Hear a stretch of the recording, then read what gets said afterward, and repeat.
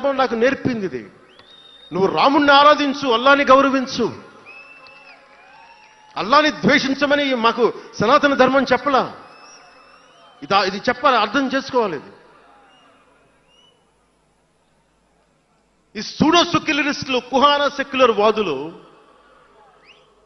నేను ఒకసారి వైజాగ్లో 19లో ఒక సీనియర్ నాయకులను అడిగాను. నేనేమడిగానంటే secularism, what is the true meaning of secularism అని.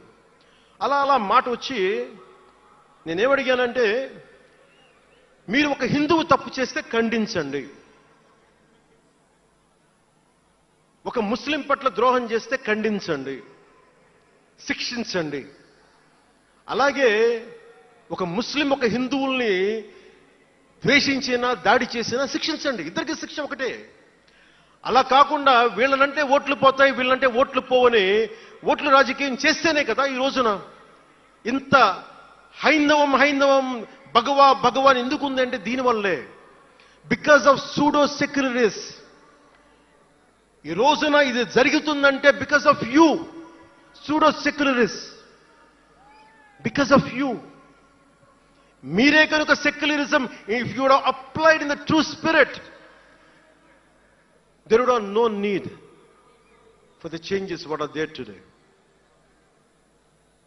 మీరు చేశారు తప్పులు. ఆ రోజు నేను అడిగా, ఓల్డ్ సిటీలో పాతబస్తీ హైదరాబాద్లో మీరు 15 నిమిషాలు మీరు కళ్ళు మూసుకోండి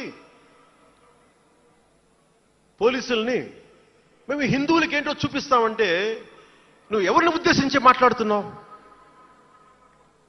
హిందూ అంటే దాంట్లో పవన్ కళ్యాణ్ కూడా ఉన్నాడు. పొద్దున్న లేస్తే నేను హనీఫ్, అబ్దుల్, మొత్తం రహీం వాళ్ళతోనే ఉంటాను నేను. కానీ నేను వాళ్ళతో ఉన్నాను కదా అని చెప్పి నాకు బాధ రాదని మీరు అనుకోకండి, తప్పది. ఓ గలత్ హై భయ్యా, తప్పది. వస్తుంది బాధ. నేను ఎవరిని నిందించట్లా. తిరుపతి కల్తీ లడ్డు చేస్తే నేను ముస్లింలను నిందించలా, క్రిస్టియన్లను నిందించలా. నేను నిందించింది దోషుల్ని పట్టుకోమని. చివరికి ఏం తేలారు? వాళ్ళందరూ హిందువులే కదా. నేను మాట్లాడుతుంది ఇది. This is secularism. If there is true secularism అని నాయకులందరికీ చెప్తున్నాను, మీ అందరికీ చెప్తున్నాను, true secularism should be applied in the true spirit, not for damn convenient vote bank politics. Don't do it. Janasena is not for it. ఒక తప్పుని తప్పుగానే చెప్తాం. అంటే నేను ఎందుకు చెప్తున్నాను మీకు మాట అంటే, నారాజు గాకుర మా అన్నయ్య నజీరు అన్నయ్య ముద్దుల కన్నయ్య, మన రోజు మనకుంది మన్నయ్య అన్నామంటే డాన్సులు చేశా మీ సరదా కోసం. 1 minute డప్పులతో దీంతో డాన్సులు చేసి అది మీ సరదా కోసం. కానీ నా కోసం ఆ లిరిక్ రాసుకున్నా. దేనికి రాశాను? గుజరాత్లో ఆ మారణహోమం జరిగితే దానికి చాలా మంది ముస్లింలు చనిపోతే బాధతోటి నా హృదయం స్పందించి మాస్టర్జీ అనే ఒక ప్రజా కవి చేత నేను రాయించాను ఆ పాట. దాన్ని ఖండించినప్పుడు నేనేమనేది ఏంటంటే, అంటే నేను అంత నిష్పక్షపాతంగా ఉంటాను. నేననేది ఏంటంటే, గోద్రా మారణహోమం జరిగినప్పుడు ఖండించాలి, ఖండింపబడాలి. There is no second thought about it. కానీ అసలు ఎందుకు జరిగింది అని ఆలోచిస్తే, కరసేవక్స్ రామ భజన చేసుకుంటూ ట్రైన్లోకి వెళ్తే ఒక గోద్రాలో ట్రైన్ని తగలబెట్టేశారు. మరి దాని గురించి కూడా మాట్లాడాలి కదా. ఇది తప్పు, ఇది కూడా తప్పే. అలా జరుగుకుండా ఉండాల్సింది. బాధే నాకు. ఆ రోజు నేను సినిమాలో ఉన్నా కాబట్టి నారాజు గాకరని పెట్టా. అదే గనుక అలాంటి సంఘటన నుండి ఏం చేయాలి మనం? అలాంటి తప్పులు జరిగితే మొదటి తప్పు చేసిన వాడినే వెతికి పట్టుకొని జ్యూస్ లాగా సెకండ్ వరల్డ్ వార్లో జర్మనీని ఎలాగా సౌత్ అమెరికాకి వెళ్ళినా ఎలా పట్టుకొని శిక్షించారో మొస్సాద్, అట్లాగా తప్పు ఎవడు చేయనండి, either is a Hindu or Muslim, ఎవరైతే మొదటి తప్పు చేశారో వాళ్ళను గనక శిక్షిస్తే పర్యవసానమై ఉండవు. ఇది చాలా బలంగా ఆలోచించాలి. అంటే ఇవన్నీ ఎందుకు చెప్తున్నాను, ప్రతి ఒక్కరూ చాలా క్షుణ్ణంగా వినాలి. ఎందుకంటే భవిష్యత్తులో మీకు ఇవే పోరాటాలు. మీరు ఎమ్మెల్యేలు అయిపోయాం, మంత్రులు అయిపోయాం, అందరికీ కార్పొరేషన్ పదవులు వచ్చేసినాయి అంటే కాదు. ఇప్పుడు మనం వేసింది తొలి అడుగు మట్టుకే. నేను భారతదేశం కోసం చనిపోవడానికి సంసిద్ధంగా ఉన్నాను, గుర్తుపెట్టుకోండి. ఎందుకంటే నా ఇంటెన్సిటీ చాలా వైల్డ్గా ఉండదు. అంటే మాట్లాడితే సంస్కృతాన్ని తిడతారు, హిందీని మీరు రుద్దుతున్నారు, సౌత్లో దక్షిణాదిని అంటారు. అన్ని దేశ భాషలే కదా. మన తమిళనాడులో తమిళ్ హిందీ రాకూడదు, హిందీ రాకూడదు అంటుంటే నాకు అనిపించింది మనసులో ఒకటే, అప్పుడు తమిళ సినిమాల్ని హిందీలోకి డబ్ చేయకండి. డబ్బులేమో హిందీ నుంచి కావాలి, ఉత్తరప్రదేశ్ నుంచి డబ్బులు కావాలి, బీహార్ నుంచి డబ్బులు కావాలి, ఛత్తీస్గఢ్ నుంచి డబ్బులు కావాలి, కానీ హిందీ మాకు వద్దంటే అదే న్యాయం. పనిచేసే వాళ్ళందరూ మనకి బీహార్ నుంచి రావాలి, కానీ హిందీని ద్వేషిస్తానంటే ఎట్లా? ఇవన్నీ మారాలి కదా.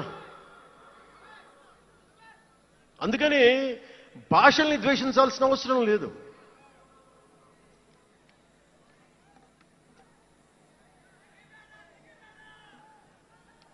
అంటే మనం ముఖ్యంగా హిందువులందరికీ నేను చెప్తా ఉన్నాను, మీరు ముస్లింలను చూసి మీరు నేర్చుకోండి. పవిత్ర రంజాన్ మాసంలో ఉపవాస దీక్ష వహిస్తున్న నా ముస్లిం సోదరులందరికీ నా హృదయపూర్వక రంజాన్ శుభాకాంక్షలు. సంస్కృతాన్ని తిడతారు, గుళ్ళల్లో సంస్కృతాలు మంత్రాలు చదవకూడదంటారు. ముస్లిమ్స్ ఆ మాట అంటున్నారా? అరబిక్లోనే కదా, ఐదర్ హిందూ ముస్లిం, ఐదర్ ఆంధ్రప్రదేశ్లో ముస్లిం కావచ్చు, తెలంగాణలో ఉన్న ముస్లిం కావచ్చు, తమిళనాడులో ఉన్న ముస్లిం కావచ్చు, అరబిక్లోనే కదా మంత్రాలు చదువుతారు, ప్రార్థిస్తారు. హిందూ ధర్మంలో సంస్కృతంలో చేస్తారు. దానికి ఏంటి సమస్య? తమిళంలో చదవాలా, తెలుగులో చదవాలా, కన్నడంలో చదవాలా? ఆ విధి విధానాలు ఉన్నాయి, వదిలేసేయండి వాటిని.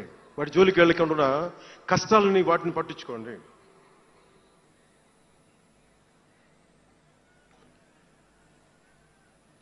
మాట్లాడితే భారతదేశాన్ని ఉత్తరం దక్షిణం అంటూ ఉంటారు. ఆంధ్రాని తెలంగాణ విభజన సమయంలో తెలంగాణ ఇవ్వకపోతే మేము ఈ భారతదేశానికి సంబంధించిన ఒక అన్న స్టేట్మెంట్లు చూసాం, అలాంటి నాయకుల్ని చూసాం. ఆంధ్రాని విభజిస్తుంటే ఆంధ్ర వాళ్ళు మేము ఇక్కడ సంబంధం లేదు, మేము భారతదేశంలో ఉన్నవన్న స్వయం నాయకులు నా దగ్గర అన్నారు. అంటే తెలంగాణ ఇవ్వకపోయినా, ఆంధ్ర ఇవ్వకపోయినా, విడగొట్టినా మేము భారతదేశంలోంచి విడిపోతామన్న మాటలు మీరు ఎలా మాట్లాడతారు? అంటే ప్రతి ఒక్కరికి కోపం వచ్చినప్పుడల్లా కట్ చేయడానికి భారతదేశం ఏదైనా కేక్ ముక్కండా మీ అందరికీ?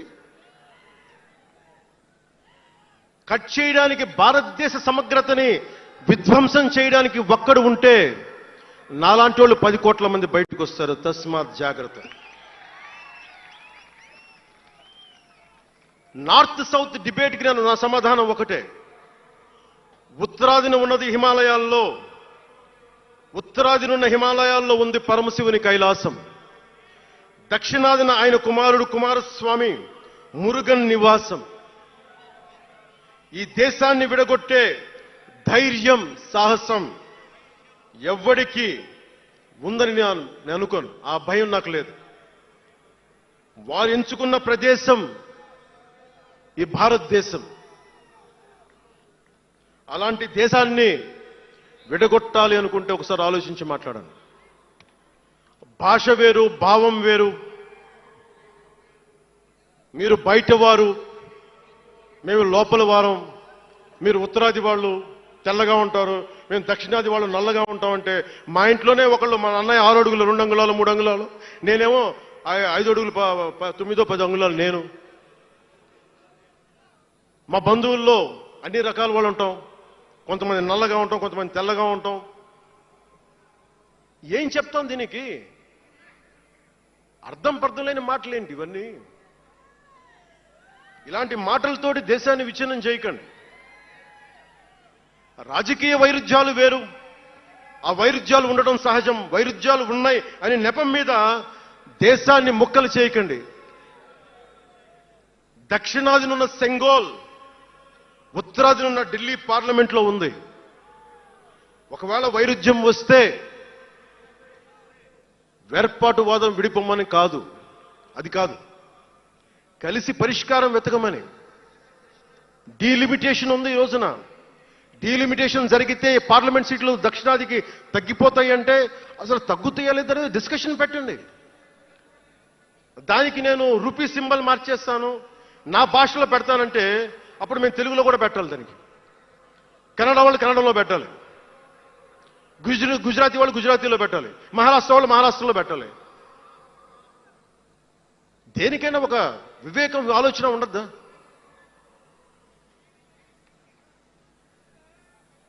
ఉన్నత పదవుల్లో ఉన్నవారు మీరు చాలా ఆలోచించి చేయాలి. చాలా ప్రభావితం చేస్తాయి మీ మాటలు. ఒకటి విధ్వంసం చేయడం తేలిక, ఒకటి నిర్మాణం చేయడం తేలిక, కష్టం. నేను వివక్ష అనిపించలేదు అనుకుంటున్నారా మీరందరూ?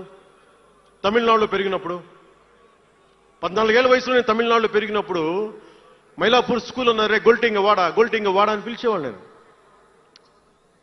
నాకు అర్థమయ్యేది కదా గొల్టి అంటే ఏంటి అనుకునేవాడిని. అదొక డెరిగేటెడ్ టర్మ్ అది. నేను మా మాస్టర్ గారిని అడిగాను, రామ్నాథన్ గారిని అడిగాను, సార్ ఇంత మాదిరి சொல்றாங்க సార్, గొల్టిని சொல்றாங்க సార్ అంటే ఆయన నాకు ఒకటే మాట చెప్పాడు. వాళ్ళని పిలిచాడు, వాళ్ళని తిట్టాడు. ఏదో ఏంటి సార్ గొల్టి, ఎందుకు సార్ గొల్టి మీనింగ్ అంటే ఆయన ఏదో నవ్వి వదిలేసి ఆయన ఒక మాట అన్నాడు, అరే తెలుగుని రివర్స్ பண்ண గొల్టి అని சொல்லுவாங்கடா, அப்படி என்ன பெரியார் வந்து தெலுங்குக்காரன் தான்டா, பெரியார் வந்து தெலுங்குக்காரன் தான், బలిజన్ నాయకుడు సార్ అవరు. ఆ టైంలో ఇప్పుడు మన తిరుపతి రాయలసీమలో ఉండే బలిజ నాయుడు కులానికి చెందిన వ్యక్తి పెరియార్ గారు, తెలుగు. ఆయన ద్రావిడ ఉద్యమ రూపకర్త. సో అందుకని భాషదేముంది, అందుకని దీన్ని పెట్టుకొని విధ్వంసం క్రియేట్ చేయడం సరైంది కాదు. నేను మీకోసం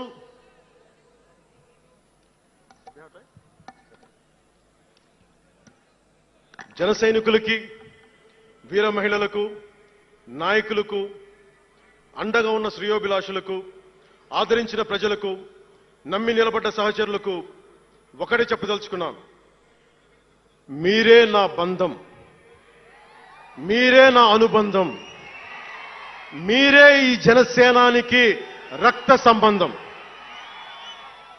మనందరికీ ఒక కీలక కర్తవ్యం ఉంది. దాని గురించి మాట్లాడుకోబోయే ముందు కవి శేషేంద్ర వాక్యాలు చెప్పి ముగిస్తాను. ఒక తరాన్ని ప్రసవింపజేయడం అంటే ఒక తమాషా కాదు, ఒక నిండు కళల జగత్తుని మేల్కొల్పడం. ఒక దశాబ్దన్నర రాజకీయ ప్రస్థానంలో అలుపెరిగిన పోరాటం చేసిన తర్వాత లభించిన చారిత్రాత్మక విజయం అది. అందుకని మీ అందరికీ చాలా బాధ్యతగా ముందుకెళ్దాం. ఈ విజయం పుట్టుకే 100% స్ట్రైకింగ్ రేట్. అందుకే దేశం మొత్తం చూసింది. ఆ బిడ్డని మనం కాపాడుకోవాలి, చాలా జాగ్రత్తగా చూసుకోవాలి. మనందరం ఈ బిడ్డ పట్ల ఎరుకుతో ఉండాలి, బాధ్యతతో కాపాడుకోవాలి. జనసేనాని శిశువు తనని తను కాపాడుకోగలిగే వరకు మనం ఈ బిడ్డని కాపాడితే అది పెరిగి పెద్దై సమాజాన్ని కాపాడుతుంది, దేశాన్ని రక్షిస్తుంది, విశ్వశాంతికి బాటలు వేస్తుంది. అందుకే ఈ బిడ్డని మనందరం కంటికి రెప్పలా కాపాడుకుందామని చెప్పి శపథం చేద్దాం. ఒక అవతారం, దాని పుట్టుక ఎలా ఉంటుందో మహాకవి శ్రీశ్రీ కవితా పంక్తుల్లో చెప్పి ప్రసంగాన్ని ముగిస్తాను. యముని మహిషపు లోహ గంటలు మబ్బు చాటున కణేల్మన్నాయి, నరకలోకపు జాగిరమ్మలు గొలుసు తెంచుకు ఉరికి పడ్డాయి. ఉదయ సూర్యుని సప్తాహయములు నురగలెత్తే పరుగు పెట్టాయి. కనకదుర్గా చండసింహం జూలు విదిలించింది. ఇంద్రదేవుని మనపటి ఏనుగు ఘీంకరిస్తూ సవాల్ చేసింది. ఆది సూకర వేదవేద్యుడు గుర్ఘరిస్తూ కోరసాచాడు. పుడమ తల్లికి పురిటి నెప్పులు కొత్త సృష్టిని స్ఫురింపింపజేశాయి. పుడమ తల్లికి పురిటి నెప్పులు కొత్త సృష్టిని స్ఫురింపించాయి. దీనిని లోతుగా ఆలోచించి ఇక మన ఆలోచన తీవ్రత, భావ తీవ్రత అన్నీ ఉంటాయి.